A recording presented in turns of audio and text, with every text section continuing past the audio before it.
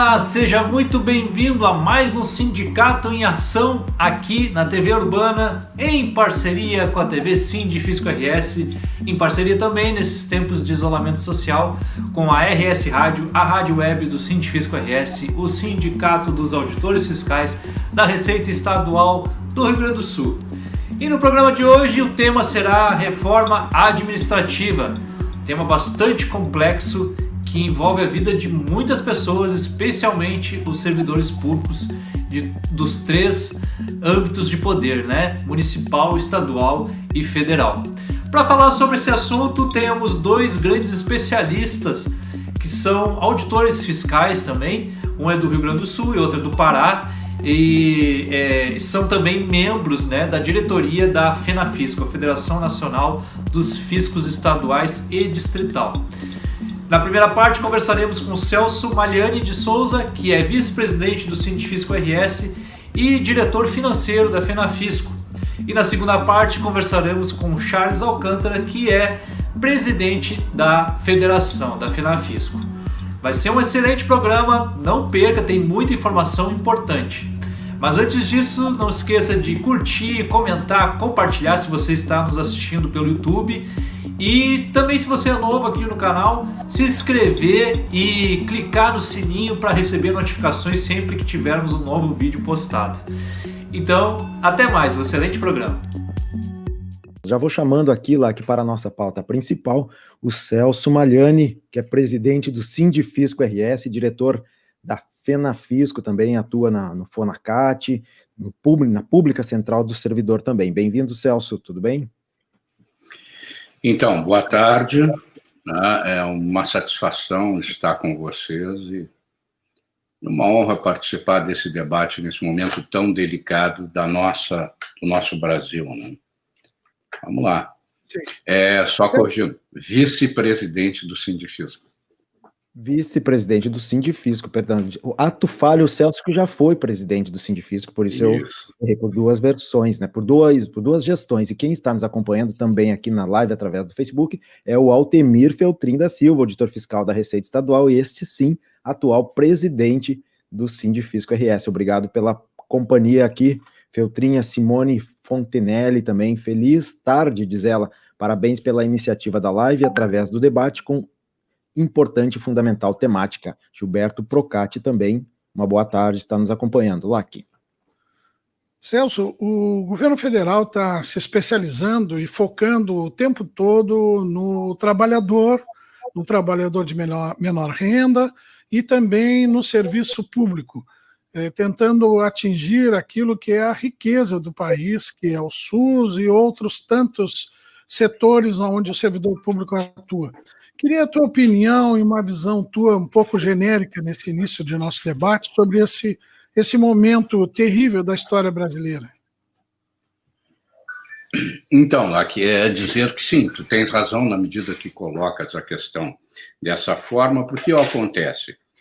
O governo não tem, obviamente, pelas suas relações e pela sua dependência, não tem a capacidade política de atribuir o ônus para as classes dominantes no Brasil, para aqueles 208 bilionários que o Brasil tem hoje, que durante a pandemia ficaram quase 40 bilhões mais ricos, mais algo em torno de 38 bilhões, enquanto a população ficou mais pobre. Por quê? Quando o PIB não cresce, né, e um grupo de bilionários consegue crescer a sua fortuna em 38 bilhões, tendo o PIB diminuído, é natural que a população perdeu esses 38 bilhões e mais a redução do PIB.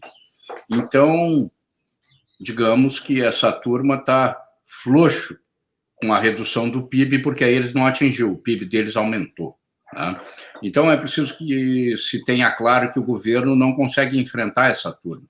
É simbólico, seria de grande importância você criar um IGF, seria sinal que os nossos políticos eleitos pelo voto popular nas urnas, que não necessariamente representam o voto que os elegeu, e hoje, em grande parte, se não maioria deles, essa é uma realidade que nós temos, né? Esses políticos, ao enfrentar a tributação de grandes fortunas, grandes rendas e grandes patrimônios, e reverter, obviamente, esse resultado para salvar o país e para atender os menos aquinhoados que estão perdendo totalmente a sua capacidade de consumo e, assim, sufocando a economia. Se os nossos políticos tivessem condições de enfrentar isso, o Brasil ia melhorar muito para todos, inclusive até para essas classes dominantes, que com uma população com capacidade de consumo, possivelmente, então, iam conseguir ampliar os seus lucros e recuperar o ônus tributário que lhes foi atribuído. Mas a verdade é que isso não está acontecendo, e a verdade é que, diante da possibilidade de uma reforma tributária, que não haveria como fugir do debate de imposto sobre grandes fortunas e do debate migração de parte da tributação do consumo para a renda e para o patrimônio, não haveria como fugir da reforma tributária. Parece que o governo larga ensandecido uma proposta de reforma administrativa realmente para chamar atenção. De tão desestruturada e de tão agressiva aos princípios da prestação de serviço público no mundo, né? De tão calcada no marketing fake news que o governo fez para denegrir a imagem dos servidores públicos frente a uma sociedade que está fragilizada pela economia debilitada e debilitada por incompetência do próprio governo de reativar a economia. Então, você tem cidadãos trabalhadores numa situação de fragilidade, de desemprego, de perda de renda, redução de renda, e aí tem um ministro que vai para a televisão e diz assim: os servidores públicos, esses estão em casa assistindo a crise pela TV com a geladeira cheia. Bom, então isso deixa muito claro que é um governo que governa na base do conflito, jogando uns contra os outros para dividir a sociedade, sem que a sociedade tenha percebido que os servidores públicos morreram aos milhares para enfrentar a pandemia e para salvar a vida. Morreram aos milhares. Muito possivelmente um número em torno de 20% dessas mortes são servidores públicos, trabalhadores na saúde, na segurança pública, que estão na rua se expondo para salvar a sociedade, para cumprir a sua obrigação frente à sociedade. Muitos com salários atrasados, tá? Outros, enfim, numa perspectiva extremamente drástica de perda de futuro, sem garantias claras com relação ao risco de morte que estavam correndo os que já morreram e que correm os que estão vivos nessa luta hoje. Outros que estão fazendo a retaguarda desse grupo, no nosso caso, por exemplo, trabalhando, sim, para tentar prover com os recursos necessários, né, a manutenção dessa luta do Estado contra essa moléstia, né? E tudo isso acontecendo e o governo se empenhando em denegrir a imagem do servidor para agora aplicar uma proposta de reforma extremamente agressiva e que ceifa as atenções para si, afastando as atenções da reforma tributária, em princípio, aquela que não se conseguiria fugir ao debate da tributação sobre grandes fortunas, que é um debate que está 32 anos atrasados, que ela é prevista na Constituição de 88 e até hoje não foi atendida, e o debate sobre uma migração de grande parte da tributação sobre o consumo para a tributação sobre a renda e sobre a propriedade, que é o que realmente pegaria os muito mais aquinhoados na nossa sociedade. O que eu tenho para te dizer inicialmente é isso. Celso, numa entrevista tua publicada hoje de manhã no site do Sindifisco RS, tu afirmas que a reforma administrativa destrói a estrutura democrática de prestação do serviço público. Gostaria que tu comentasse mais sobre esse tópico. Sem dúvida. Nós temos que ter claro que a partir do momento que tu cria 3 tipos de vínculos no serviço público, o típico de Estado, que são aquelas carreiras em tese, porque o governo cria muito, então eu vou dizer em tese, cuja atividade não pode ser substituída pela iniciativa privada. Então tu tem um vínculo de Estado que é o mínimo do serviço público. O vínculo de Estado hoje é um número ínfimo do serviço público, chamado, no mais dos casos, hoje, pelos governantes da elite do serviço público. Aí tu cria 3 vínculos, né? O vínculo de Estado, o vínculo de carreira de Estado, o vínculo por tempo indeterminado e o vínculo de cargos temporários. Ora, o vínculo por tempo indeterminado não tem estabilidade. Então, a predominância do serviço público, né, os milhões de servidores não terão estabilidade no serviço público. Bom, vocês devem ter assistido uma entrevista do presidente da República, que circulou em todas as redes sociais, onde ele explica: não, pessoal, essa reforma aí, o pessoal que está no serviço público não precisa se preocupar. Isso aí é só para os prefeitos, para aquele prefeito que entrar. Aí ele explica: se bem que a lei de responsabilidade fiscal está cerceando muitos prefeitos, mas é para aquele prefeito que entrar poder demitir as pessoas que ele quer demitir e admitir as pessoas que ele quer admitir. Então, isto é democracia, quando um governante eleito pode demitir os servidores públicos que ele deseja e admitir os que ele bem entender, e é isto que o presidente da República disse para a sociedade. Ora, se isso não destrói o serviço público do ponto de vista da história da democracia, meu Deus do céu, você imagine o grau de subserviência dos políticos no poder e a pressão que o servidor público, aquele de vínculo por tempo indeterminado, vai sofrer. E como ele vai prestar o serviço para a sociedade de forma republicana quando aquele político, eu não vou mencionar de qual dos graus, ligar e disser: fulano, eu estou mandando aí 10 correligionários, tu atende ele prioritariamente. Ora, é claro que os nossos políticos não farão isso. Vocês sabem que, na maioria, são pessoas honestas e altruístas. Mas alguns deles farão. Alguns deles usarão esse expediente. E o servidor público, aquele com vínculo por tempo indeterminado, vai ter que se curvar sim, senão ele vai perder o emprego. Senão aquele governo vai avaliar mal ele e vai botar ele para a rua, às vezes depois de 4, 8 anos de trabalho. Então, isto sim afeta totalmente a democracia e a prestação de serviço público republicana para a sociedade. Isso não pode acontecer. E olha, é um dos péssimos pontos da reforma, mas tem outros muito ruins que o pessoal nem notou ainda, né? Por quê? Porque o foco da reforma está na perda da estabilidade. O que é a perda da estabilidade? A perda da estabilidade é aquele momento que o cidadão, a sociedade, perde o seu instrumento de garantia, que vai ter um serviço público republicano e que vai obedecer à fila de atendimento, né? Porque a estabilidade é um instrumento da sociedade, é um instrumento do povo, do menos aquinhoado, aquele que depende e recebe o serviço público do Estado. Então, é preciso que se tenha claro que essa é uma grande ameaça à sociedade, ao nosso povo. Celso, o governo Bolsonaro já passou por crises bastante grandes e vinha se encaminhando para um impeachment ali quando chegou a pandemia, nos primeiros meses. Depois ele fez um acordo com o Centrão e conseguiu cerca de 200 votos no Congresso, não vai conseguir passar um impeachment dele agora. Mas aí ele aproveitou agora e trouxe de volta a caça aos marajás, aquela imagem de que o mal do país é o serviço público. É isso mesmo, né?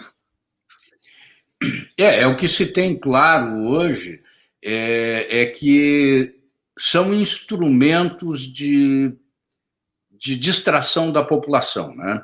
Então, baseado num sistema de administração pública sem transparência, que não informa, que não educa, que não esclarece à sociedade de onde saem os recursos e exatamente como eles são aplicados, é com base nisso que o governo está dizendo para a sociedade que aqueles trabalhadores que morreram aos milhares, estão morrendo aos milhares para lutar, para sustentar a vida da sociedade, seja nos hospitais, seja na segurança pública, seja na arrecadação de recursos, seja em qualquer dessas áreas, o governo está dizendo: não, esses caras aí não valem nada.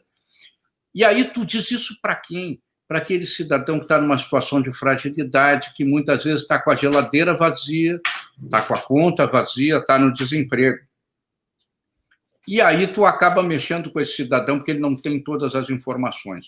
Tu mexe com o psicológico dele. Com isso, o governo usa essa parcela da população como massa de manobra. É preciso que a gente tenha claro que o governo, especialmente o ministro Guedes, eu até nem vou entrar no detalhe da questão da movimentação política do governo em si. O Bolsonaro é o presidente eleito pela sociedade, ele ganhou a eleição, ele tem que cumprir o mandato dele, desde que ele cumpra o mandato dele de acordo com a Constituição.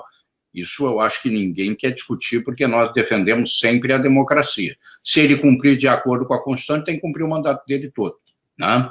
Agora, por exemplo, o governo propõe, de uma forma discreta, faz um estardalhaço na questão da estabilidade do servidor público, como se fosse um privilégio do servidor, e não é. A sociedade vai entender que a estabilidade não é um privilégio do servidor quando, se for aprovada uma reforma dessa na forma que está proposto, o cidadão que chega lá e não tiver recomendação de um político vai para o fim da fila. Aí a sociedade vai entender. Quando não houver transparência sobre a quantidade de atendimento do dia e na fila for disponibilizado 50% das vagas do dia, porque os outros 50% tem alguém mandando, senão vai botar o gestor do posto para a rua, né? Então, daí a sociedade vai entender, né? Talvez entenda um pouco antes o que vai evitar isso, né? Mas o governo, com a proposta de reforma administrativa, ele insere 5 novos princípios de administração pública, né? Ele busca inserir ali a imparcialidade, a transparência, a inovação, responsabilidade, unidade, coordenação, boa governança pública e subsidiariedade. Sem entrar no mérito que alguns desses princípios, como imparcialidade, tem tudo a ver com impessoalidade, transparência, tem tudo a ver com publicidade. Então, sem entrar no mérito que alguns desses princípios estão postos na Constituição, estão apenas numa linguagem mais moderna, eu destaco 2 que me parece claramente que não estão lá. É a unidade e a subsidiariedade. A unidade é um princípio que prevê a unidade orçamentária para o Estado em todos os poderes, ignorando, nesse caso, a divisão entre os poderes e a autonomia dos poderes. Então, ela terá difícil posicionamento constitucional, o princípio da unidade, né? Ele está ali, mas não sei se ele foi posto ali para dar certo, porque ele vai ter dificuldade de dar certo. Mas lá no fim tem o princípio da subsidiariedade. Aí a turma olha, não, pois é, porque a estabilidade, vocês sabem o que quer dizer o princípio da subsidiariedade, né? O princípio da subsidiariedade é o princípio através do qual ao Estado é legada a atuação subsidiária à iniciativa privada na sociedade. Então, o Estado não pode agir como protagonista do promotor do bem-estar social e do promotor do serviço público de qualidade para a sociedade. O Estado não pode fazer um hospital se houver um hospital privado com vagas a serem compradas pelo Estado. O Estado não pode fazer uma escola nova se houver uma escola privada com vagas a serem compradas pelo Estado. E aí, em cima desses 2 pequeninos exemplos que eu dei, vocês podem imaginar o resto. Nós temos, enfim, uma cultura empresarial muito sedenta por resultado máximo, né? Porque o lucro ele teria uma relação de lógica com a sociedade se não houvesse uma cultura de buscar o lucro como um leão ou como um tigre. Agora, vocês podem imaginar o Estado submetido e a sociedade submetida à condição de um Estado subsidiário que só agirá onde a iniciativa privada não puder agir? Vocês imaginaram o efeito disso na prestação do serviço público como um todo e no serviço que a sociedade vai receber em qualidade e no preço que a sociedade vai pagar por esse serviço? É bastante preocupante, Celso. Inclusive, aqui no comentário da Adriane Ferrari, que ela diz: a PEC permite a perseguição política, o servidor fica à mercê dos mandos e desmandos de seu chefe. Lembrando, né, que tem essa questão que a Rede Globo publicou, que os jornalistas dela na frente no hospital foram ali foram atingidos, de certa forma, por uns guardiões, chamados guardiões do Crivella, que chegaram lá e não quiseram deixar eles entrevistar as pessoas para não ouvir as reclamações da prefeitura. Eu acho que, não tendo o servidor público com a estabilidade que lhe garante hoje a lei, ele fica muito mais refém do governante da vez? A gente tem que ter claro que essa estabilidade é um instrumento daquelas pessoas que chegavam ali para ser atendidas.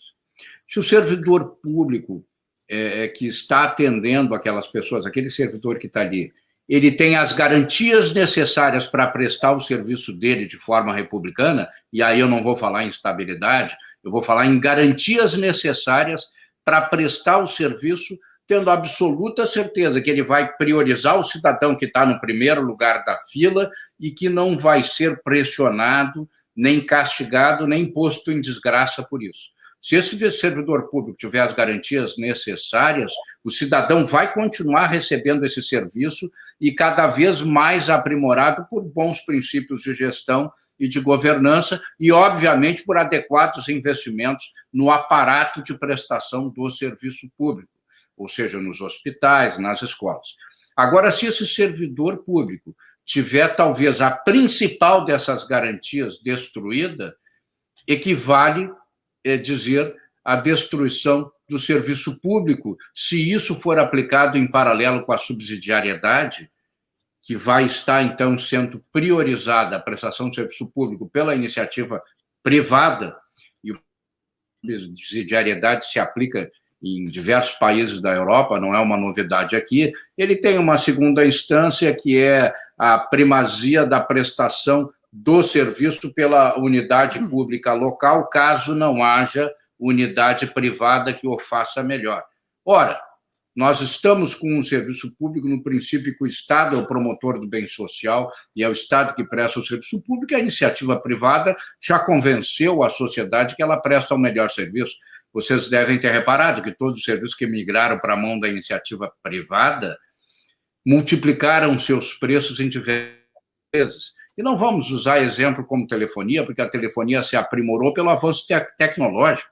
Vamos ser realistas. Quando a telefonia saiu da mão do poder público para a iniciativa privada, ela se aprimorou pelo aspecto tecnológico. Não que eu ache que a telefonia deva ser privada, deva ser prestada pelo serviço público, mas eu acho que muita gente usa esse exemplo de forma equivocada.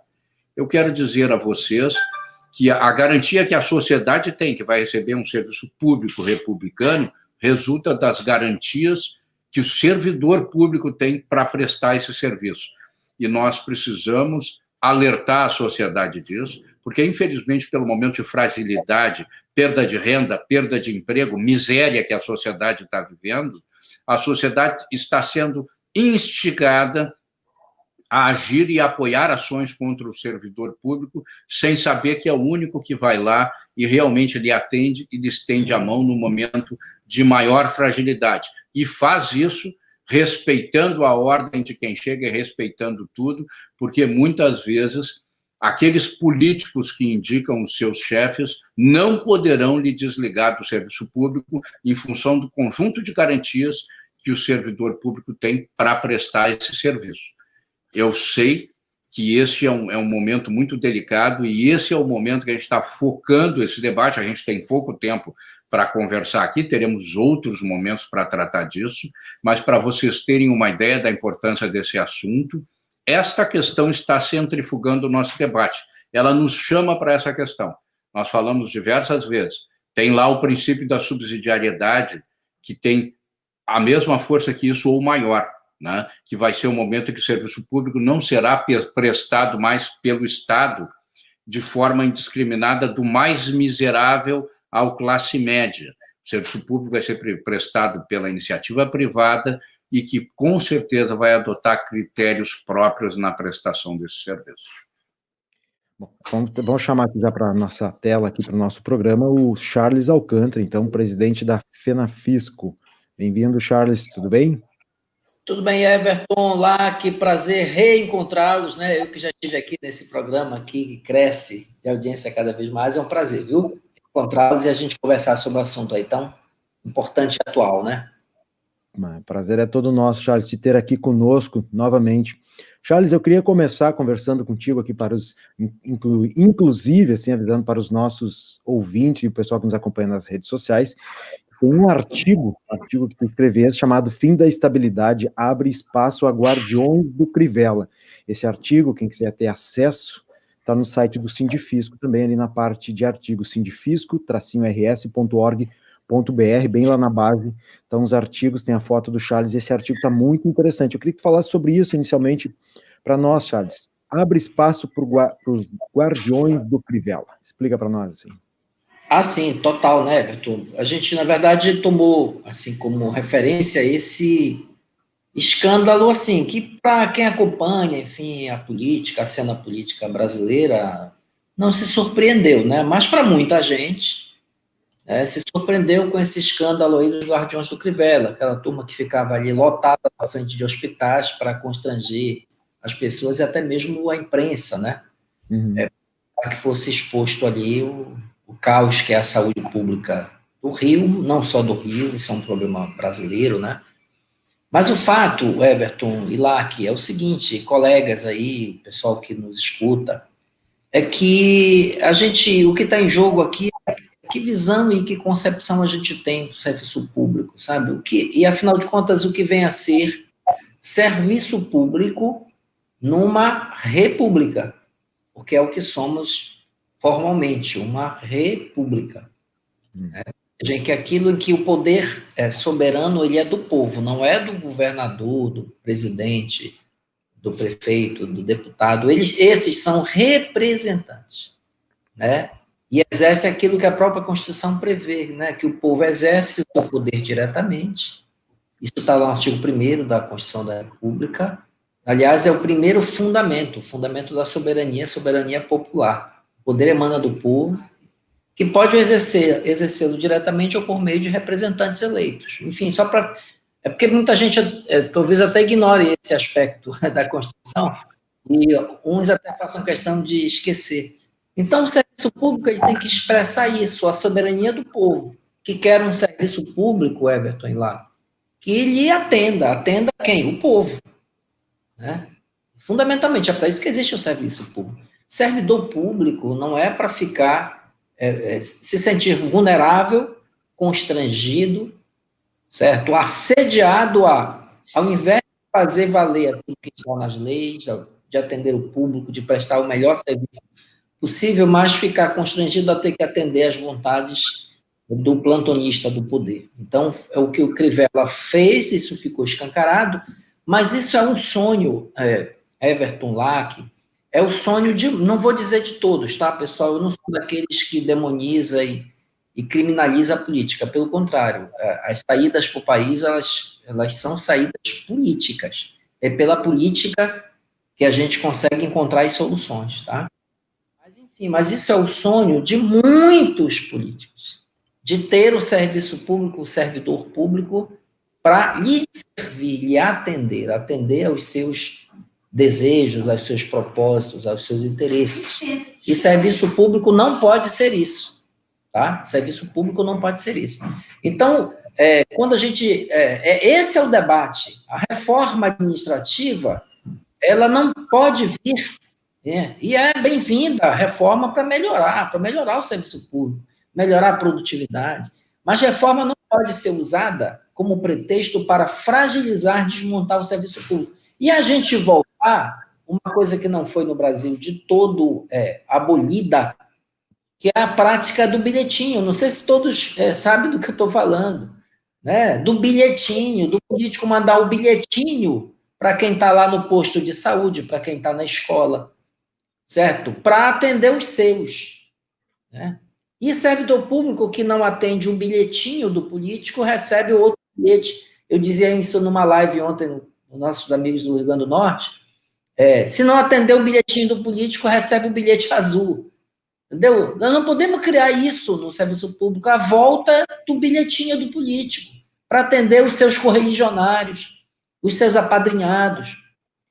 A gente não pode, eu trabalhei na saúde, na época do INAMPES, você não pode, vou ter uma fila para ser atendida, pessoas doentes que pedem, né, o auxílio, vão ao serviço público buscar a sua saúde, o seu bem-estar, e ter que passar antes no gabinete de um político para ser atendido por causa de um bilhete. As pessoas são iguais, elas têm que ser tratadas com respeito. E a estabilidade, Everton Lac, é um instituto fundamental, é um instituto que não é um instituto, um privilégio dado a determinado agente público. A estabilidade, ela é um instituto que protege a sociedade, o cidadão e a cidadã, que quer ter um tratamento do serviço público isonômico, que não vai prevalecer a carteirada, entendeu? Aquele guarda de trânsito que multou lá um juiz ou desembargador, não é isso? para ter a autoridade para multar se estiver cumprindo, né, uma norma, uma regra, e não ser sancionado, não ser perseguido, porque exerceu o seu papel. Você imagina aquele agente de trânsito sem a estabilidade? Você imagina um fiscal do meio ambiente fiscalizar um desmatador político, amigo de um político, e ter que ser demitido por causa disso? É disso que nós estamos falando, nós não podemos aceitar. Estabilidade, Everton Lack, não é apenas para as carreiras de Estado, né? Com todo respeito. Estabilidade é para todos os servidores públicos, porque isso tem a ver com democracia. O concurso público é um meio, não é um meio perfeito, porque não há instrumento perfeito, mas ele é o mais democrático que se encontrou para que todas as pessoas tenham a mesma possibilidade de acessar o serviço público. Enfim, é disso que a gente está falando, Everton. Perfeito. Lack, tu queria fazer uma pergunta para o Charles? Sim, parece que toda vez que o Brasil elege alguém que mira no servidor público, que mira no Estado brasileiro, como foi, por exemplo, o período Collor, as coisas dão errado e dão muito errado. Parece que agora o objetivo do Paulo Guedes, que trabalha para as grandes empresas nacionais, é desestruturar as carreiras e abrir espaço para contratações partidárias, não te parece? Mas não tenha dúvida.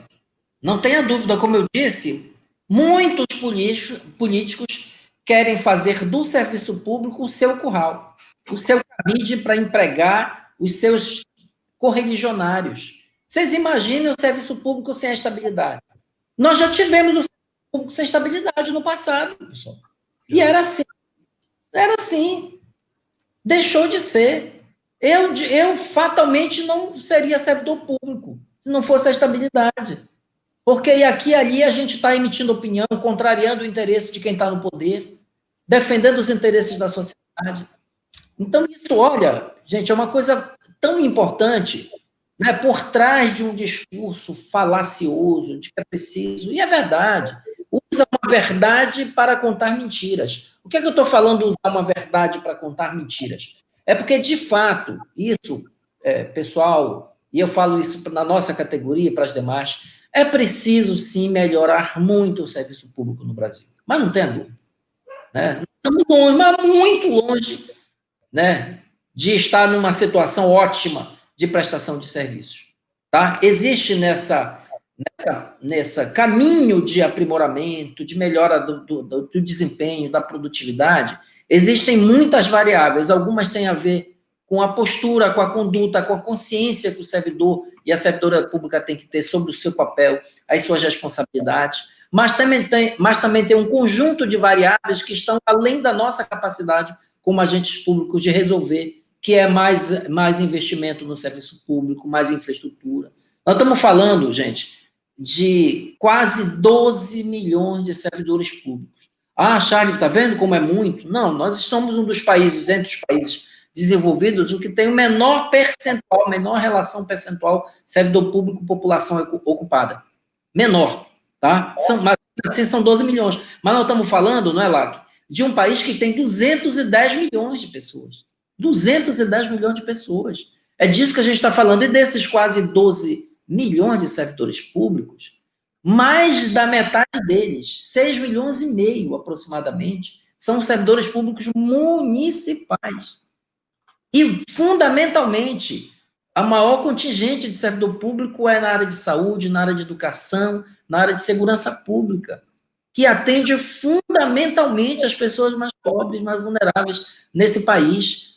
Vejam, mais da metade dos servidores públicos recebem, Lack, até 3 mil reais. Mais da metade desses 12 milhões de servidores públicos recebem até 3 mil reais. E apenas 3% dos servidores públicos do país recebem mais de 19 mil reais, especialmente as carreiras mais estruturadas, as chamadas, ainda que não haja isso, uma regulamentação, as carreiras mais de Estado.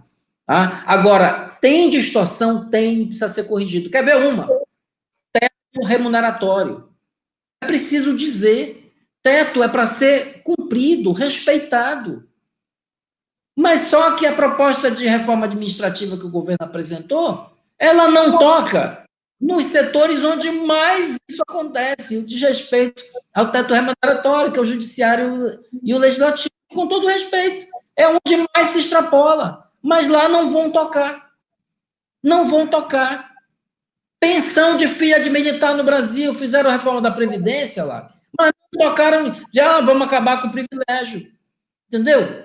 Não, nem tem casos escabrosos no Brasil. A pessoa morre com 70 anos, com filhos e netos, filha de militar, recebendo pensão como se fosse filha solteira. Ou não é? Isso não é uma verdade no Brasil.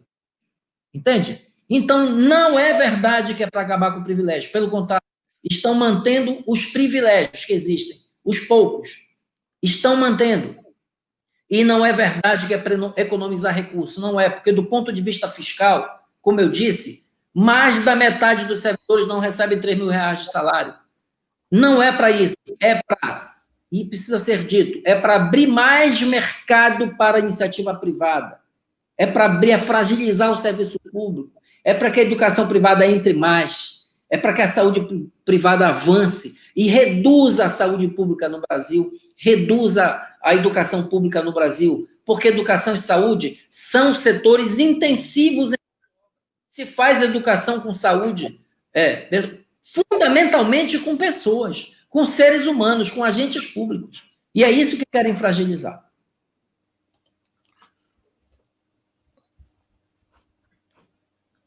Inclusive, né, Charles, dois setores que falou que são fundamentais que estejam dentro do setor público também, do Estado, cuidando da questão da educação e do serviço público, né, educação, tanto que educação de qualidade, veja as nossas universidades, as melhores universidades mais bem pontuadas são as universidades públicas.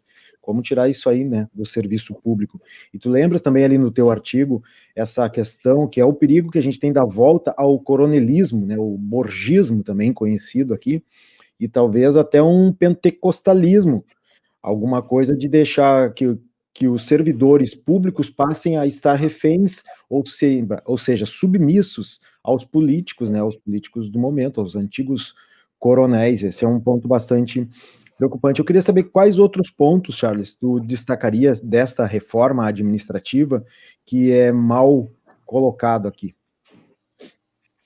Bom, eu vou destacar um ponto que o nosso companheiro Celso Magliani, que é vice-presidente do Sindifisco RS, foi a primeira pessoa que eu ouvi e vi chamar atenção para esse ponto, tá? Eu aprendi com ele e dou esse crédito ao Magliani, tá? Meu companheiro, que é diretor da FENAFISCO, né? Que está lá na alteração dos princípios da administração pública, no caput do artigo 37, né? Há muitos anos, inclusive o pessoal de concurso aprendeu, até tem aquela associação dos princípios àquela palavra límpida, legalidade, impessoalidade, moralidade, publicidade e eficiência.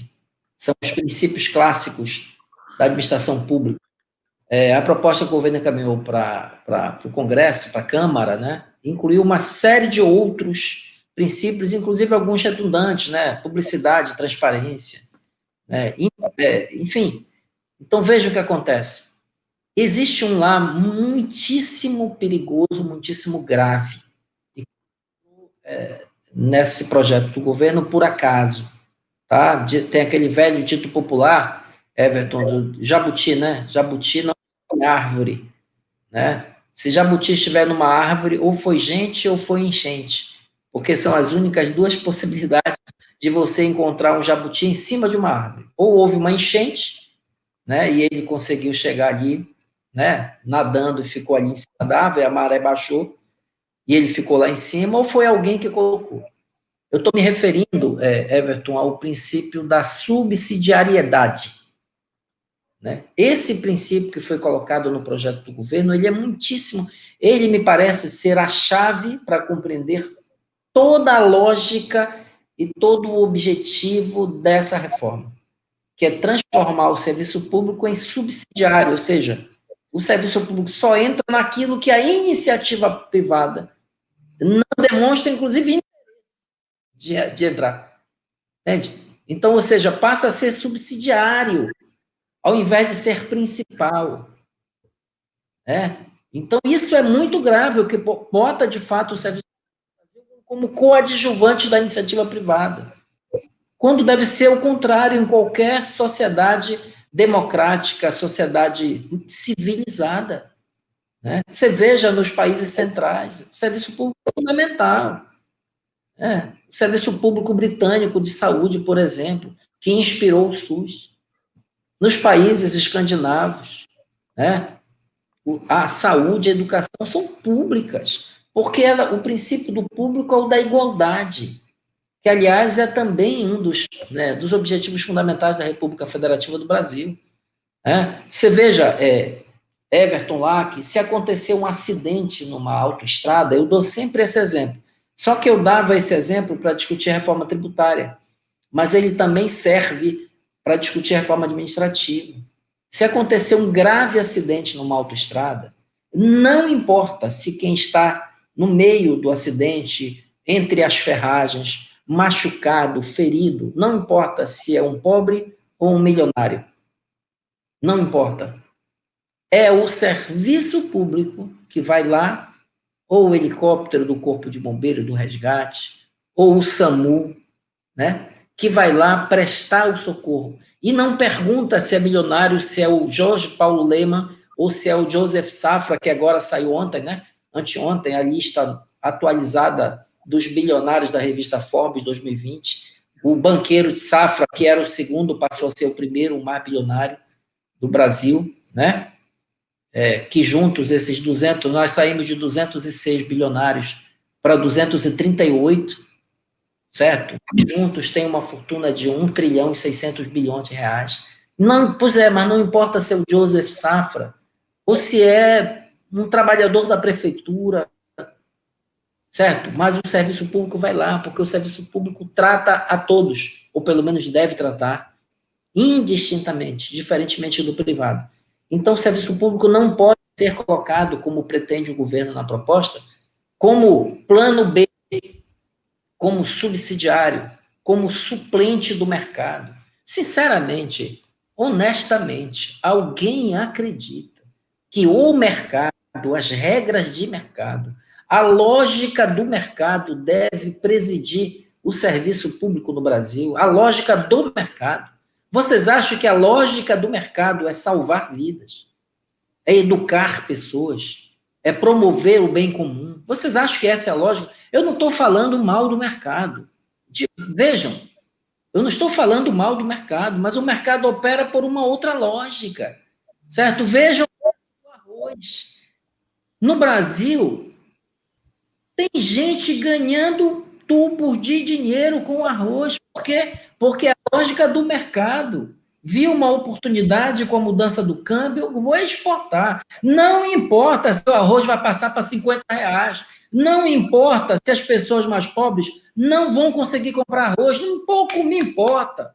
Porque o arroz é meu e eu vendo e vou aproveitar a oportunidade para ganhar muito dinheiro. Não é essa a lógica que opera o mercado? Se o Estado tiver um toque regulador, certo? Porque cometeu esse erro, aliás, não é erro, isso é um projeto. Se tivesse um estoque regulador, o Estado existe exatamente para chegar e impor limites a essa lógica de mercado, lógica excludente, lógica concentradora. É para isso que existe o Estado, para proteger as pessoas, para assistir os vulneráveis, para evitar desequilíbrios e assimetrias na sociedade. Porque se você deixar por conta do mercado, é isso, é a barbárie. Entendeu? É a lógica do lucro, a lógica da acumulação. E pouco se lixa se vai ter gente passando fome. O importante é eu ganhar dinheiro.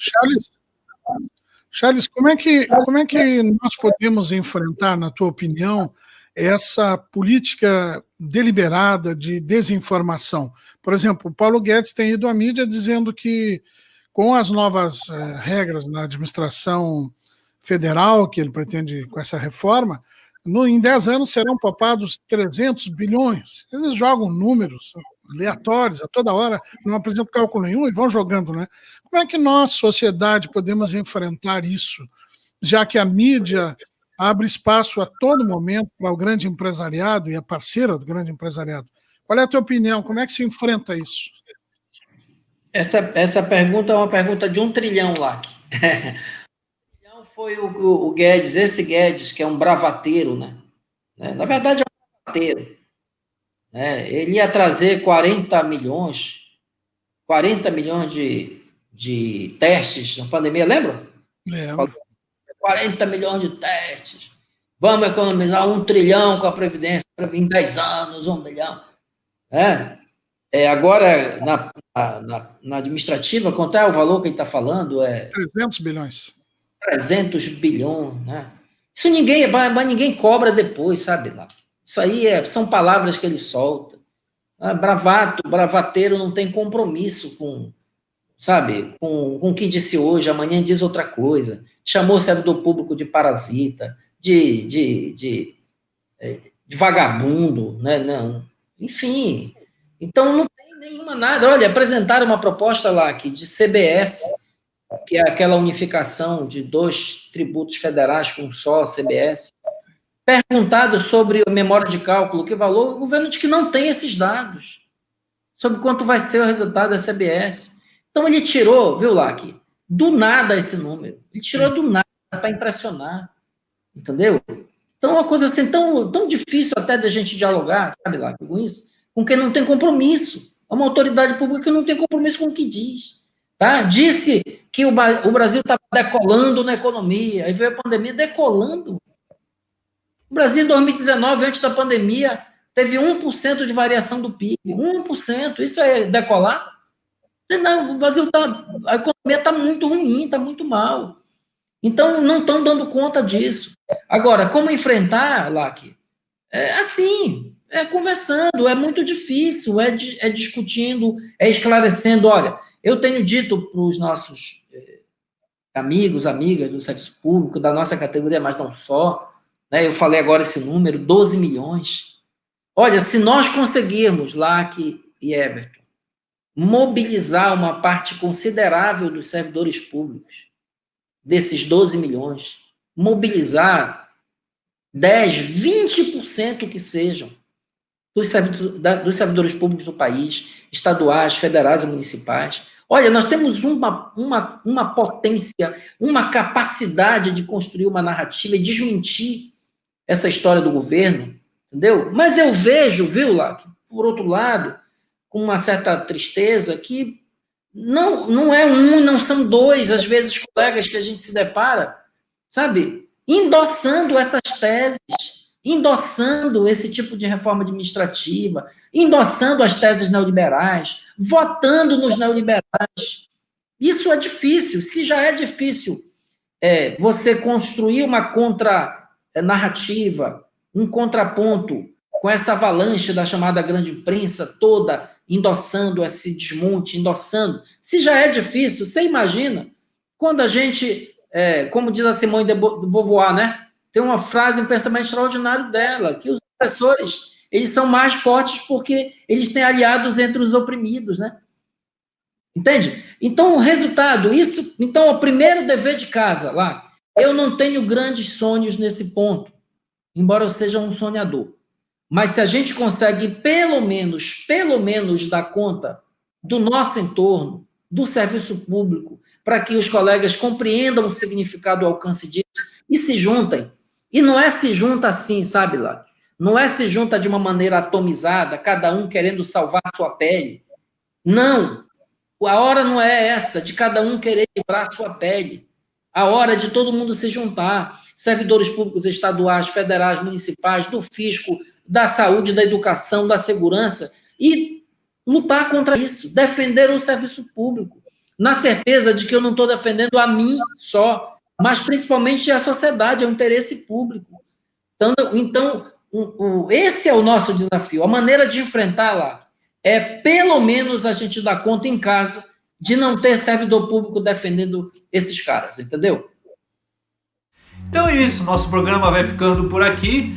O Sindicato em Ação, você sabe, é um programa feito especialmente para você, sempre com temas muito importantes das mais diversas áreas do nosso dia a dia. Não se esqueça mais uma vez de curtir, comentar, compartilhar. Se você é novo no nosso canal no YouTube, se inscrever e clicar no sininho para receber as notificações para novos vídeos. Até o próximo sábado aqui na TV Urbana, em parceria com a TV Científico RS.